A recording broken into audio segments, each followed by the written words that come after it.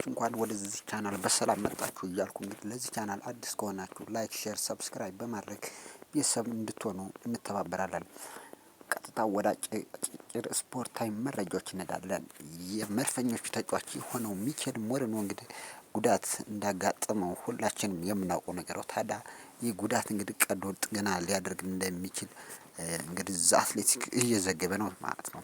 ታዲያ ሚኬል ሜሪኖ እንግዲህ ለአርሰናል ብዙ ጥቅም የሚሰጥ ተጫዋች ከመሆኑ አንፃር ያው ምናልባት አርሰናል ስኳዱ ጥሩ እስከሆነ ድረስ ላይጎዳ ይችል ይሆናል። ግን ያው ቀዶ ጥገና ሊያደርግ እንደሚችል እንግዲህ አትሌቲክስ ዘግቧል ማለት ነው። በሌላ መረጃ እንግዲህ ብዙ ከአርሰናል ሳንወጣ የአርሰናል ሴቶች እንግዲህ ዋንጫ አሸናፊ ሆኗል።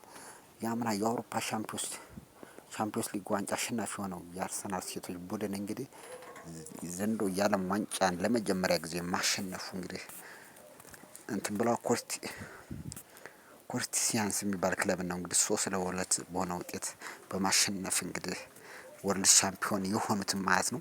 ይህን ታዲያ በማሸነፋቸው እንግዲህ 1.6 ሚሊዮን ፓውንድ አግኝተዋል ማለት ነው። እንግዲህ ታዲያ ይህ ለአርሰናል ሴቶች ጥሩ እንትን ነው።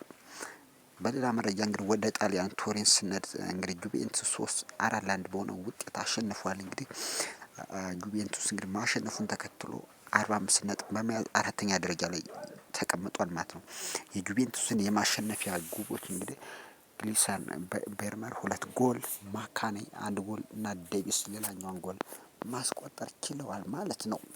እንግዲህ በማንቸስተር ዩናይትድ ድንቅ ጊዜን እያሳለፈ የሚገኘው ማይክ ካሪክ ኃላፊነት ሊሰጠው ይችላል ሲል ዋይን ሮኒ ሀሳቡን ሰጥቷል ማለት ነው። የቀድሞ የማንቸስተር ዩናይትድ ተጫዋች የሆነው ዋይን ሮኒ እንግዲህ ካሪክ ጥሩ ጊዜ እያሳለፈ በመሆኑ በዚህ የሚቀጥል ከሆነ ማስመዝገቡን ከቀጠለ እንግዲህ ስራውን መሰጠት እንዳለበት ሀሳቡን ሰጥቷል ማለት ነው።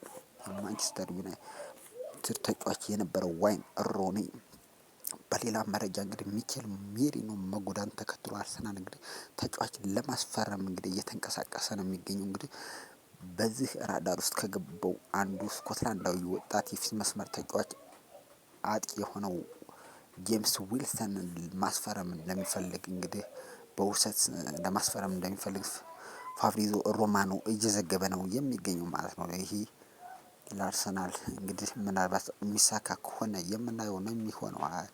እንግዲህ ለስኮትላንድ ብሔራዊ ቡድን አገልግሎት በመስጠት ላይ ነው የሚገኘው የተጫዋች ገና 18 አመቱ ነው። እንግዲህ በሌላ እንግዲህ ከሳንድሮ ቶናሊ ጋርም እየተያዘ ነው። ግን ኒውካስል ተጫዋቹን የመሸጥ ፍላጎት እንደሌለው ተዘግቧል። እንግዲህ ወደ ሳውዲ አረቢያ ስንሄድ እንግዲህ ሮናልዶ በቀጣይ ጨዋታ አይሳተፍም እየተባለ ነው። ምናልባት እንግዲህ ፖርቹጋላዊ ክርስቲያኖ ሮናልዶ የማይሳተፈው እንግዲህ አልናስር ከሌሎች የአረብ ሊጎች ጋር እኩል እየታየ አይደለም።